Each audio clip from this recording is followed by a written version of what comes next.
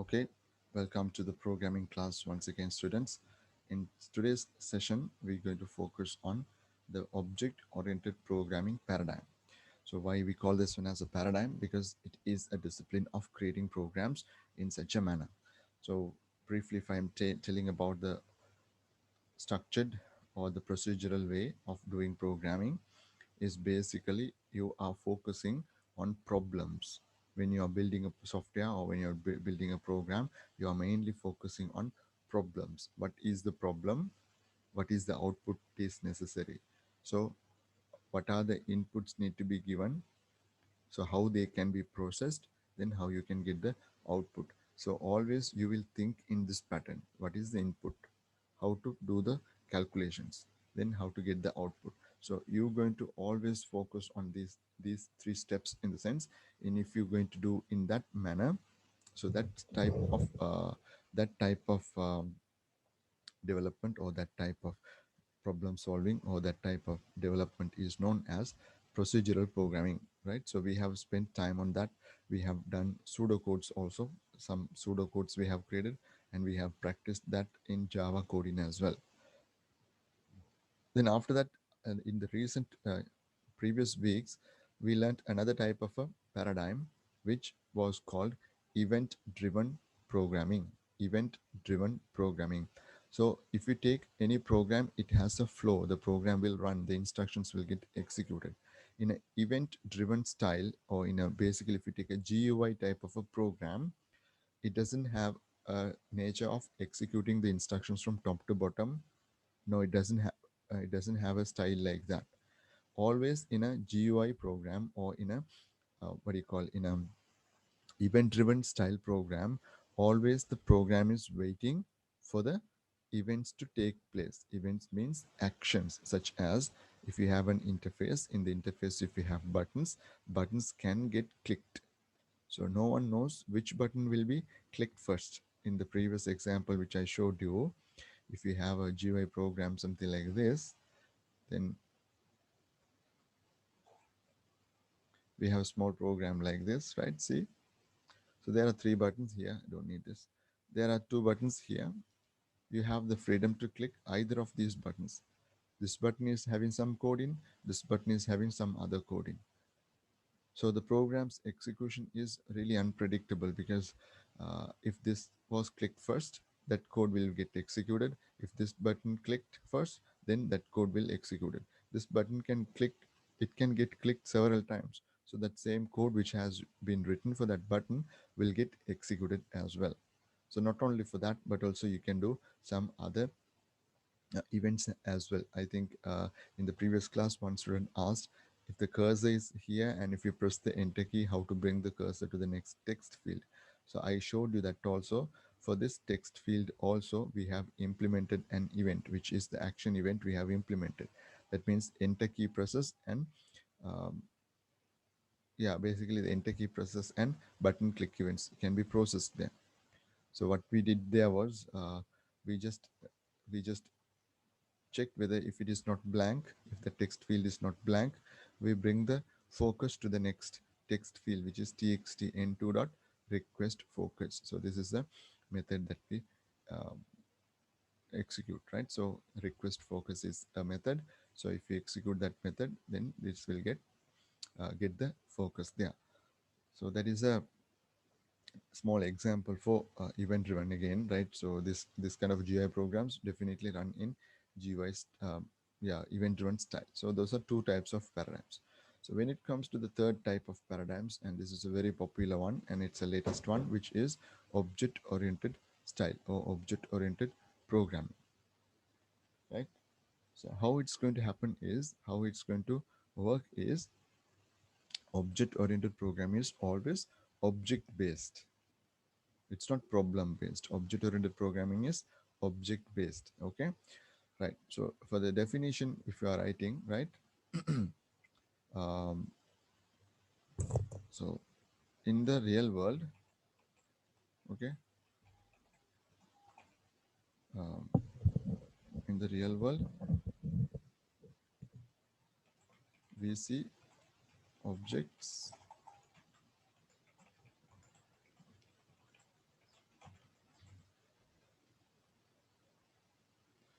In the real world, we see objects and their interactions.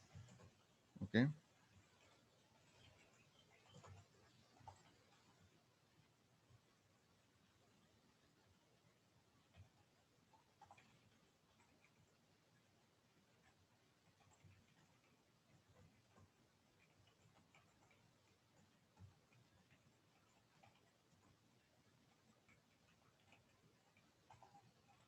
So in a short nutshell, if you're understanding what is object-oriented programming, in the real world, you will see objects. I will come to that point. What is an object? Um, it's full of objects. And in between objects, there is so much of interactions. In between the objects, there are so much of interactions. So what's going to happen is you're going to implement these objects and their interactions in computer programming or in software. In this style of programming, if you do, that is called object oriented programming. Object oriented programming. Okay. So actually, uh, so for example, if you say, if you can see a remote controller sends a signal.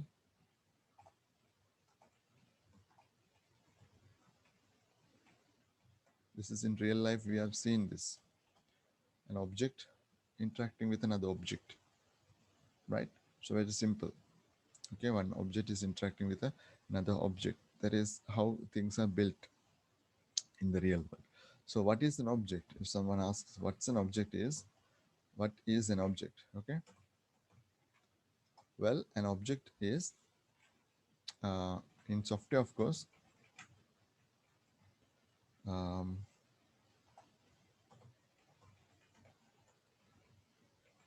a self-contained,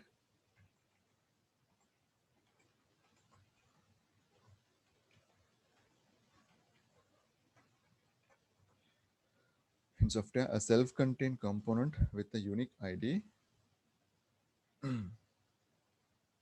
data, and methods. These are the mainly three things that you have. An object has a unique ID and it has data and methods. So we need to learn what are data and what are methods and why they are uniquely identified, right? So I'll take my previous example and quickly explain you why it is unique. Now you can see there are three text fields here. Each of the text field is having a unique name. Unique name means this one is txtn1, this one is txtn2, and this one is txtans, which means answer. Imagine if you do not have specific names for these things. That means all these three text fields are known as just txt. You can't do it actually in programming. It is against the syntax. But what I'm for thinking purpose, if I'm saying you, when you say txt txt txt, there is no unique way of identifying each component, because when you click the OK button, you have to specifically go to the first text field, which is n1. You have to take the text and convert it to numeric. You have to go to the txt n2, take that value and put it in n2 variable, which is also an integer. Then you have to do a multiplication and find the answer. Once you have found the answer, you have to display the answer inside this third text field, which is here. So when you want to display the answer inside the third text field, you need to know how to refer to the third text field. That component, actually, it is also an object. It should be uniquely identified, or it should be uniquely identifiable. What is the identification it has? It has txt ans. There is no other txt ans, only this one. So what we will be doing is we're going to say the code in like this. So it's very simple. You can see which component to access with what method. So this is what we are referring. It is having a unique identity. It is having a unique identity. With the code in example itself, I explained you. Okay. Always remember, this Java is by inherently, it is object oriented. And even if you take the palette, if you go to the swing controls, all these components are coming from their respective classes. From classes only we create objects. So we will talk about that one in when we are talking further how to create objects now. Just I wanted to give you an idea. If you take any object need not to be a software object itself, it could be any other object. You will see um, it has what do you call it has an unique identity and data and methods, right? So if you take if you take a unique identity, for example, like for example, I have two phones here with me, right? So what will happen is, if you want to uniquely identify a particular phone, let's say this one, this is a Redmi Note 9 Pro. So what will happen is, this one comes from a manufacturer. So Xiaomi company has manufactured this one, and plus what happens is this phone uh, has something called, now if you take Redmi Note 9 Pro, there will be thousands of phones in the market. So this what is in my hand, what is available in my hand is just one phone. Okay, this is just one phone or one example of that particular phone model, or this is just one object or one instance only. This particular object has data and methods. That's what my point is, right? So you can have it like that. So you can do a lot of things. I'm not going to talk about what you can do and what it takes, but if you take the an object, it has an identity, it has unique identity, then data and methods. So when we talk about data, so if you say what is data, you can keep the phone in the hand, it's easy, right? So you can say data means, okay, we say data will define the object. Data will define the object. Define the object means data will tell characteristics of the object. So I actually have put a back cover for this one, so you don't see the original back cover of the phone, right? So you can understand that by the data. Now, for example, this has a screen size, type of screen is there, right? You have this type of screen and the size of the screen, right? Then the RAM, then the processor, then the, what do you call, the speed of it, right? And all the other features, but it has, right? But it has color, weight, right? And the battery capacity. All these things are data about the phone. What you can do with the phone, basically, you can make a call, you can attend a call, then you can send SMS, read SMS, then as well as you can do, what do you call, you can browse net, you can do social media things, you can do a lot of things you can do with this phone. You can listen to music, right? So it's like a mini computer, phones are these days.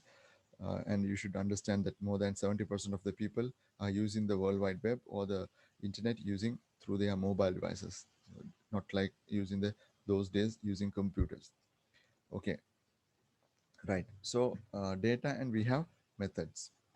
So when it comes to data, data tells, defines the object, or what the object is, what the object is, right? uh, Defines the object, what the object is, tells what are the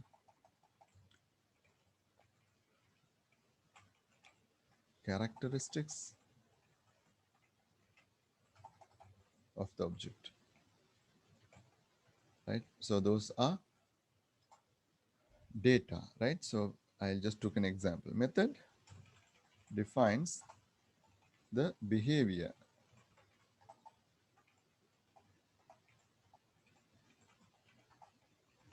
of the object, behaviors of the object, what the object can do. So here it says what the object is. Data means what the object is. Method means what the object can do, or what you can do on the object. For example, making a call or listening to music. Phone itself doesn't do anything on its own, right? So it's not a robo or something like that. So if you want to make a call, then you know what facility to access and how to get this thing done, right? Or charging, right? All those kind of things. A person will uh, perform it on an object. He or she will be performing it on an object. So that is the idea about that. Okay, so that is about basically what you mean by data and what you mean by methods, right? Okay, so what we will do is we will put some colors there.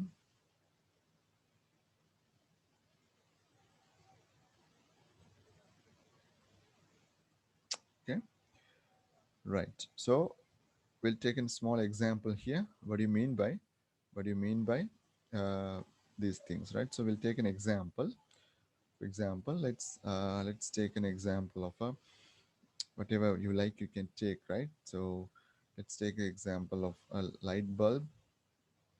Just take a light bulb, okay, right? So let's assume this is a bulb.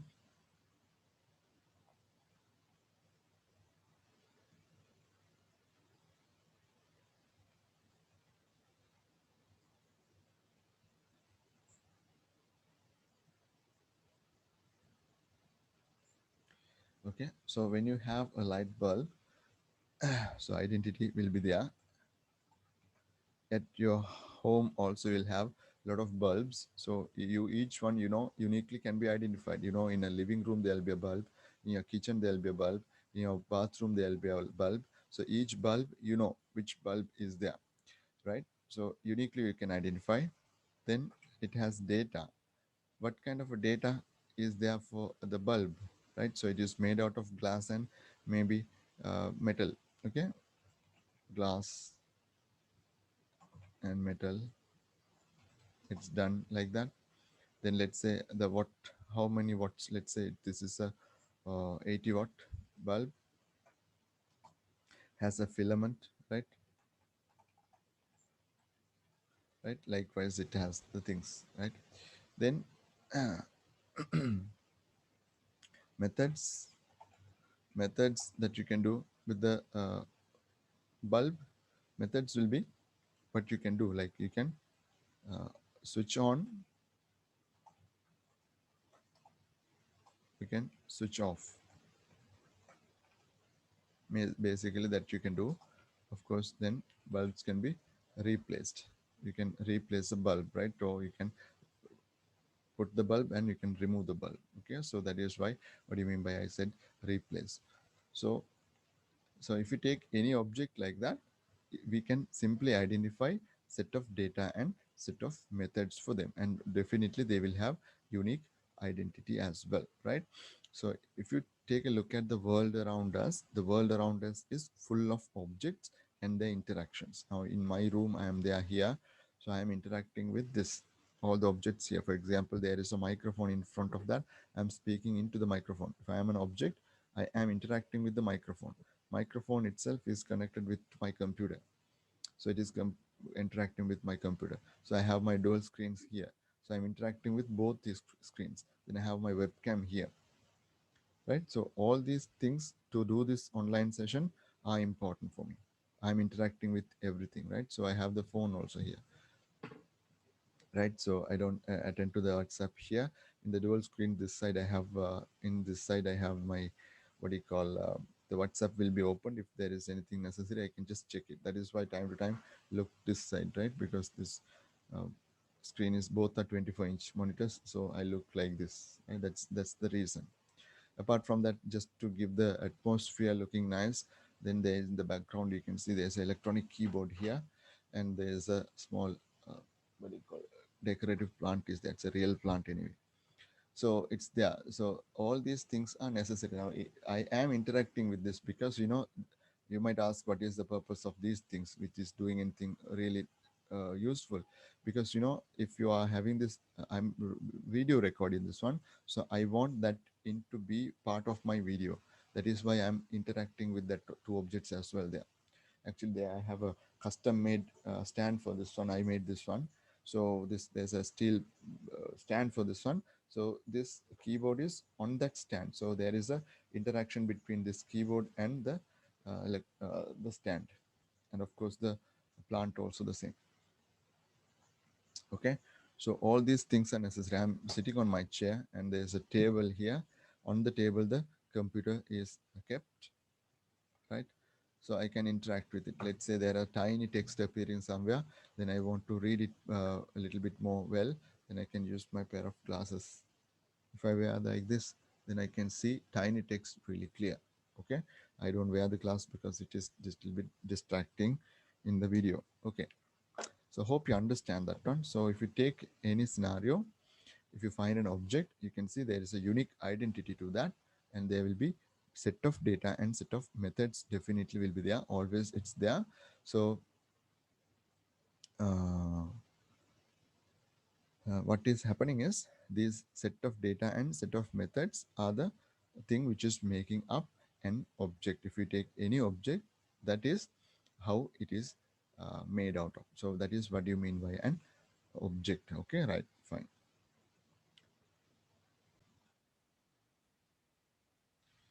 Okay, since you have learned uh, basics of what you mean by object oriented programming, the basic idea. Okay, I said it's a self-contained software component which has data and methods.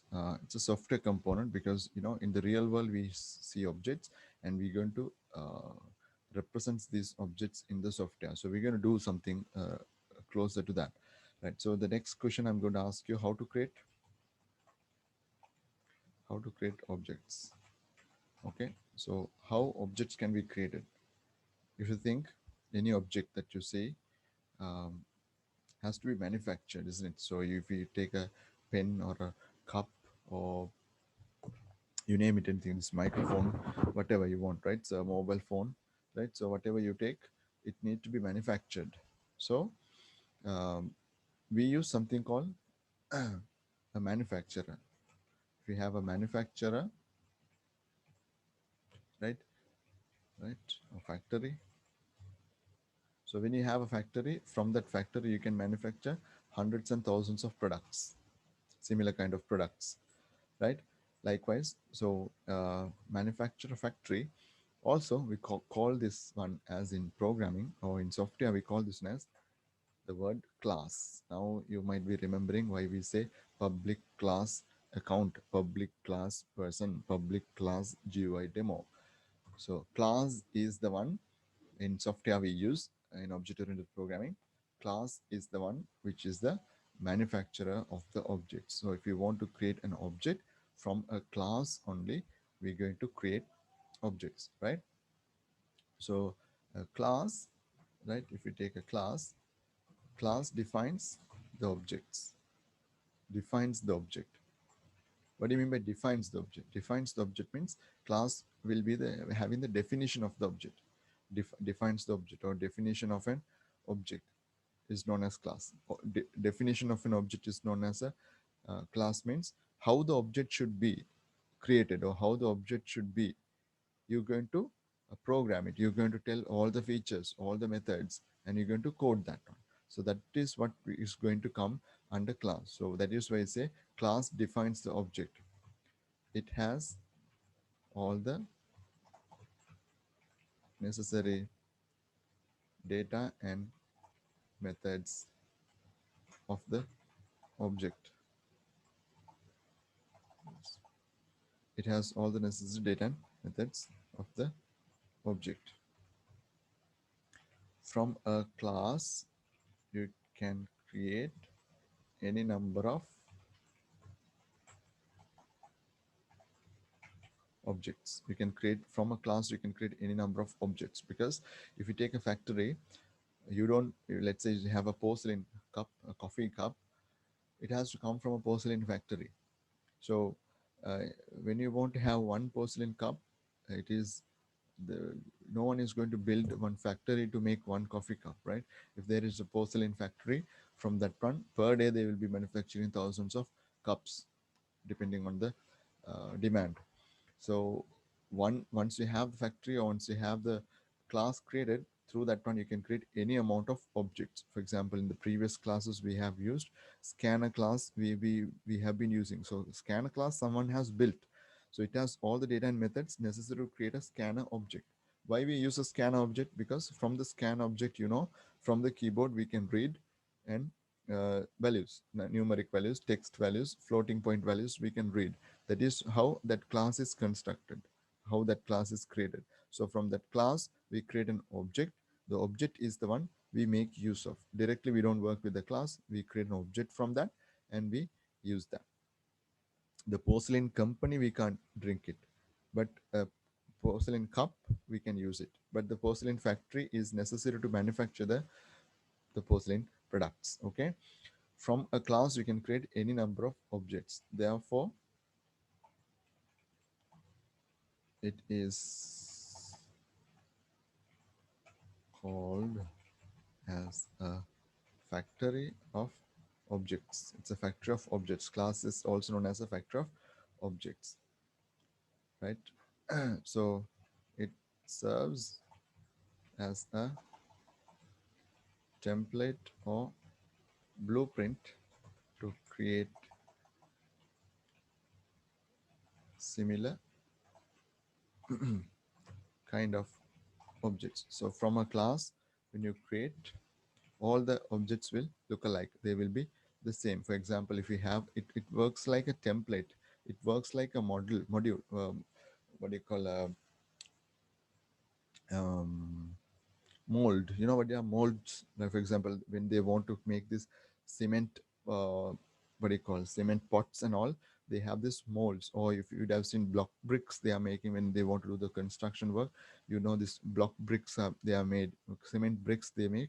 So there is a block, into that they will put the cement mixture and they will fix it with the machine, then they will let it dry. So there is a, so there's a, according to the size of the mold, the block cement bricks going to come.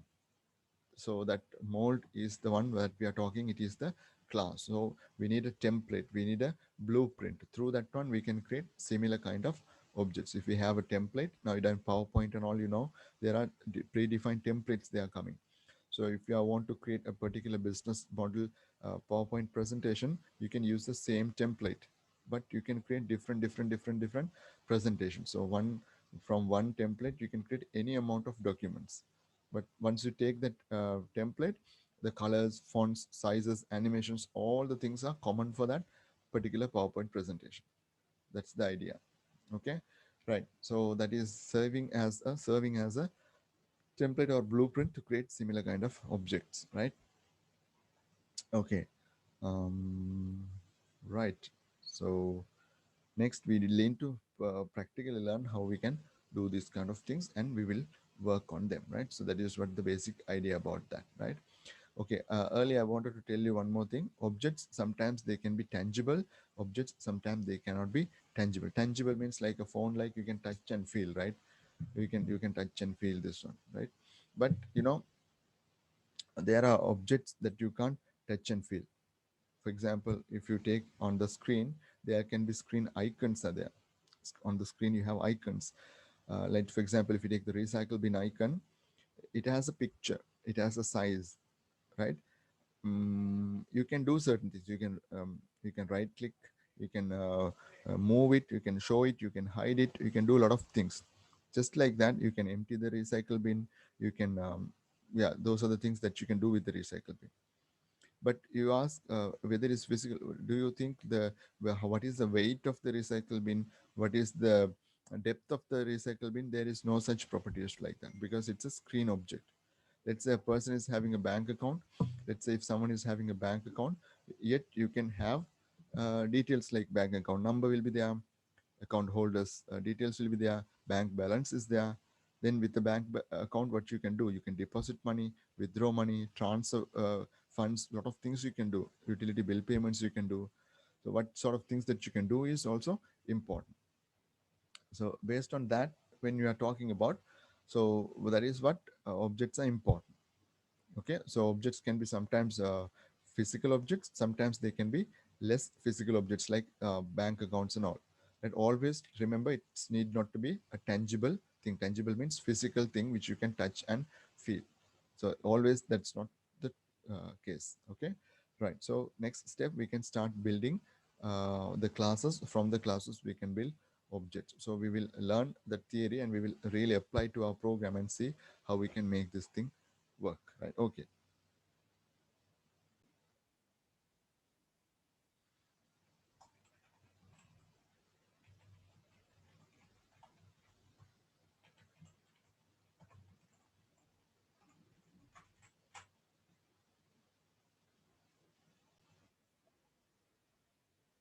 Okay, let's build something really useful so we can practically use and see. I'm going to have a small calculator built. Calculator means visually it won't have any buttons or anything right like that, but theoretically I can prove that we can create the object from the calculator class. Then we can make use of the methods which are available in the calculator class. Likewise, I'm going to do this calculator class will have, right? So we're going to have things like this, right? So let's say mm, so we'll have a calculator class. This will have data. It will have a brand name. Okay, let's put a brand name and a price. Okay, okay, I'm not going to use any commercial brand names, right? So there are a lot of brands available. Things that you can do with this calculator are going to be, right, what you can do with the calculator. We're going to say add numbers. So we're going to do add numbers, then multiply numbers, multiply multiply numbers. Okay, so this is for shortened form, I put it like that. So methods have to be put like this, right? So that is how it will be working, right? So from this particular class, I'm going to create a calculator object. I can create an object. I can get the work out of it, right? I can get some work done from that. So these are the things I'm going to show you how to build using the code in itself. We're going to do that one because in the assignment for a distinction task, a question that we give, you have to do it, implement it in all the three paradigms and show to get a distinction, of course.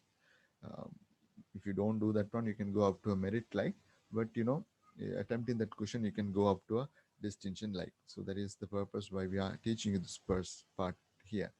Right. So this calculator class will be there. I'm going to create a person called teacher, or we can create a program called test calculator.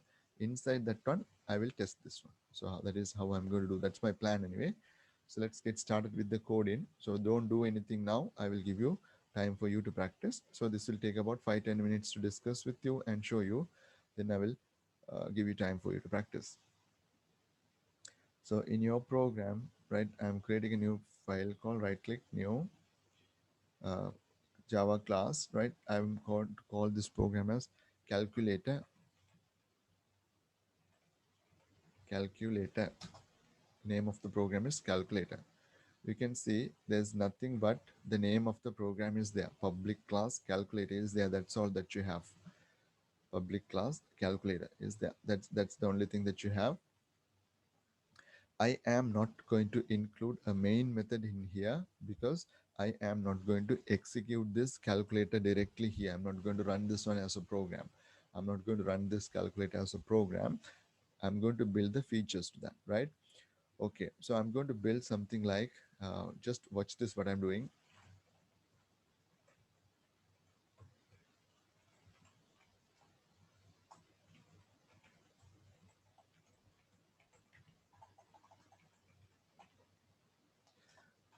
So it has the data, okay?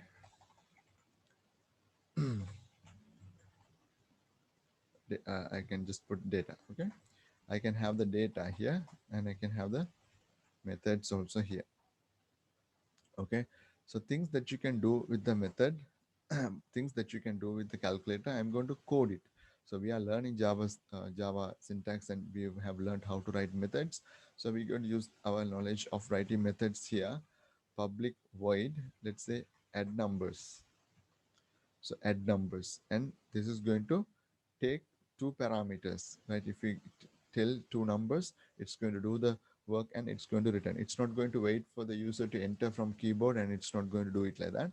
Directly, if you give numbers, it's going to calculate and give you back the answer, right? So add numbers, I'm going to say um, int in 1 comma int in 2. We'll say int dot is assigned in 1 plus in 2. Then we'll say s out total is dot. Now the next part we're going to do, I'm going to write more method here. Public. Hmm, this is going to be a little bit different, children. So you can uh, say get total. So this method can return the value also.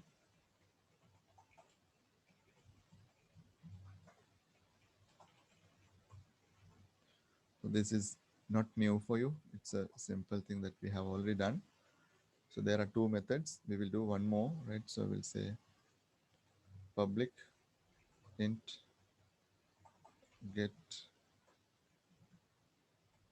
multiplied value.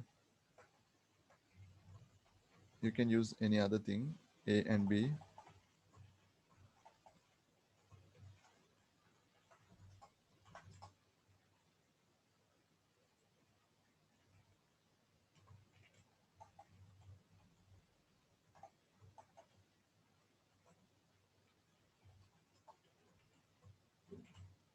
So I have written three methods like that. I have written three methods like that, and I'm going to write one information here. That is, I'm going to display the details of the calculator also. If you want to see what is the model, what is the price and things like that, just public void show details. Just a method I'm building. So these are two variables defined outside the methods. So inside the class. So inside all the methods, it is accessible. So we're going to say s out um, brand.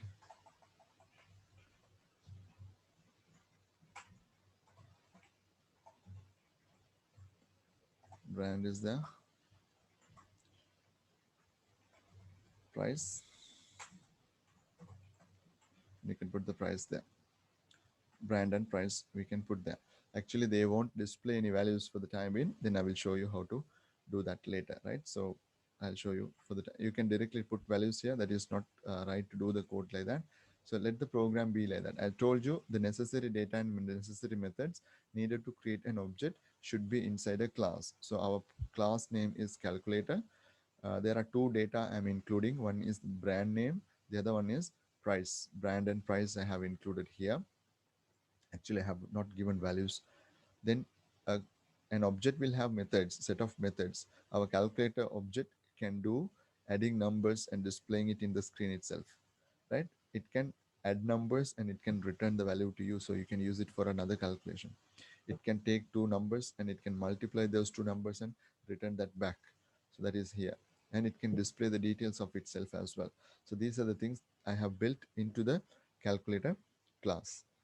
Those are the methods.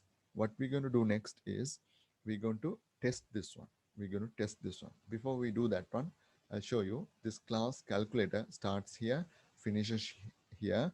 Two data are there and four methods I have built. Two data and four methods I have built here.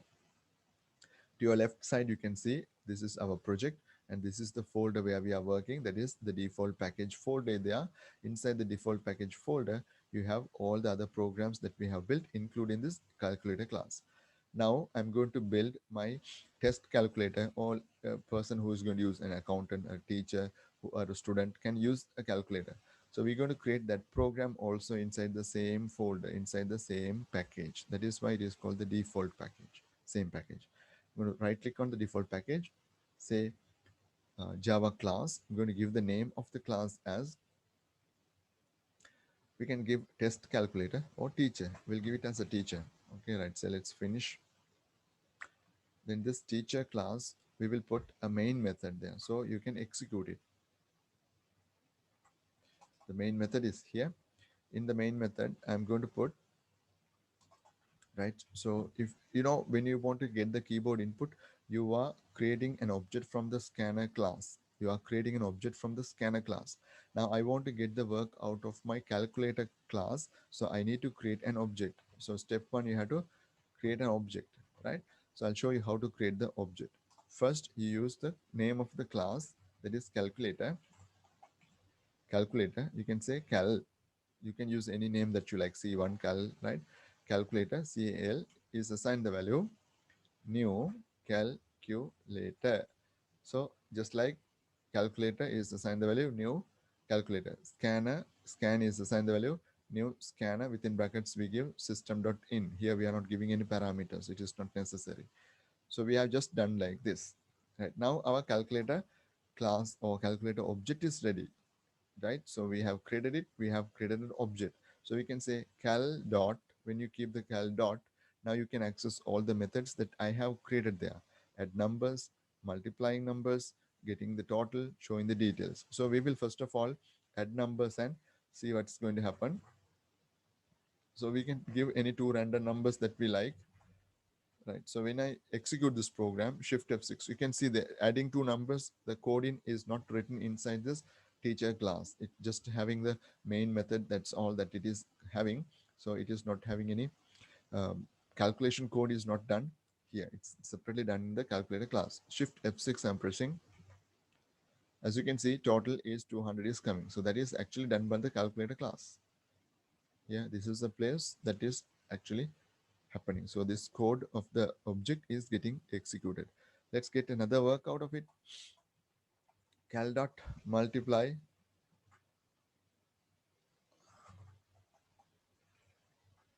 get multiplied value. So let's say 7 multiplied by 55. 7 multiplied by 55, we want to find out how much it is. So this is going to do the calculation and it is going to return a value. So accept the returned value in a variable. Let's say I'm going to accept it into variable called x. Int x is assigned the value. We say cal dot get multiplied value. So whatever getting multiplied from that, sorry, whatever the value, it is going to return here. So separately I can display that. Value is, I can put x. If I run the program now, that is 385 coming. So several times you can use this. You can get the other details also, right? Likewise, get total also. Let's say int t is assigned the value cal dot get total. Let's say we want to get the total of two numbers, 70 and this one.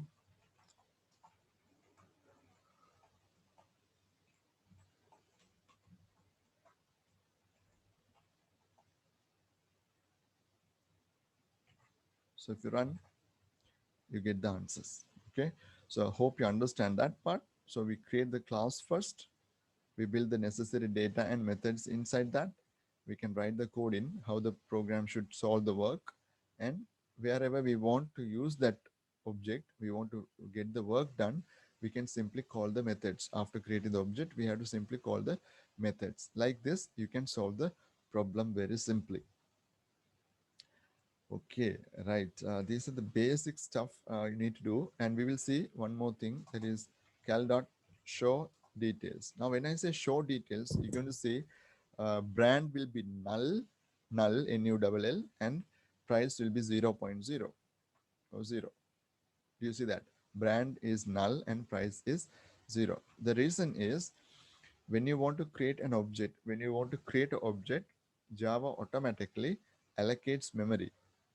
If this is white color area is your computer's memory, it allocates memory for you and it creates all the necessary data items for you, because an object is collection of data and methods.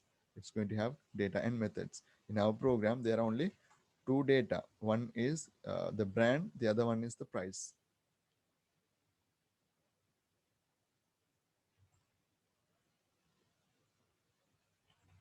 Okay, this kind of a thing will automatically done for you. Java will automatically create the object for you. We will a little bit discuss about the constructor method. So here I have not written a custom constructor method. Constructor methods we can create, because when you are creating the object, you give the name of the class, then give the name of the object. That is how you define the object. Then equal sign, you call the new keyword. New keyword you call. When you call the new keyword, you have to give the constructor method. Constructing means building the object part. That means initializing the memory, how much memory should be allocated, what components should be there inside that object. All those things will happen when you call the new keyword and when you give the constructor method of the class. When you have not written your own constructor inside the program, Java will automatically give the constructor. That means that object creation part has automatically done. That is why brand and price has not received any values. Okay, right. Now what we will do is we can here this by default it is creating, so it puts the value null, and for price it puts the value 0, 0.0. That is why it is happening like that. Okay, right. Now I want to change that. I'm going to write here the constructor also. I'm going to write the constructor method. Constructor means when the object is getting created, this method will be executed. In your GUI program also you have this public, you have seen this one, public. I'm going to say calculator. That is the constructor method, same as the method name, same as the method name. Sorry, the class name. This is a method actually. It doesn't have void, it doesn't have any return type. Public, then the class name with open close parenthesis. That is how you should create the constructor method. Our constructor method I am designing to accept two values, which are uh, string uh, br comma brand, okay, and float price p. So we're going to say brand is assigned the value br and price is assigned the value p. So this is what is happening inside the constructor method. So we're going to assign some values to them. So now if you go to the teacher class, there is an error message saying that this constructor method is not found because we typed our own constructor method. So when we give our own constructor method, the default constructor is no longer valid. It is no longer going to work for you. So that is why this error is coming. It says constructor calculator in class calculator cannot be applied to given types. So we have given blank here. It is actually accepting proper parameters because the constructor, by the time you are creating the object, you have to give a text value, then a floating point value. So we will give a brand name here. First of all, the brand name is going to be ABC. I'm not going to use any commercial ones. Then I'm going to say ABC brand. Then price, it has to be a floating point value. Let's say 4,550 cents. So like that, now the array is gone. Now when you run the program, you can see when you are showing the details of the object, it is showing brand ABC price 4,500.5 or 50 cents. Right. So that is the basic idea about the object-oriented programming or paradigm. We created a class with data, constructor method, ordinary methods. Then we created a testing program. We had a main method. We learned how to create the object from the class that we created and we tested. So if we can do this part up to now, this program also can be used in our GUI program also. I'll show you that because our GUI program also inside this code. Uh, let's say in the problem solving code, I'll do that, right? Let's um, add another button and do it. In that button, um,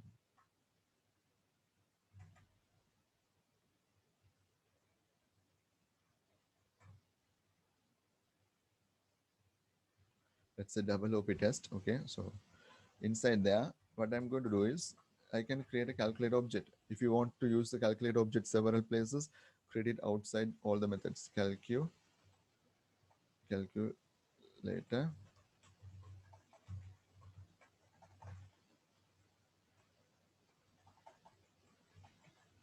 So you have to give two values. One is, let's say, brand, let's say unbranded, and price, let's say 750. Right, that object is created now. Now what we can do is we can get the work done, right? Let's int n1 comma n2 comma answer. So n1 is assigned the value integer dot pass int txt n1 dot get text,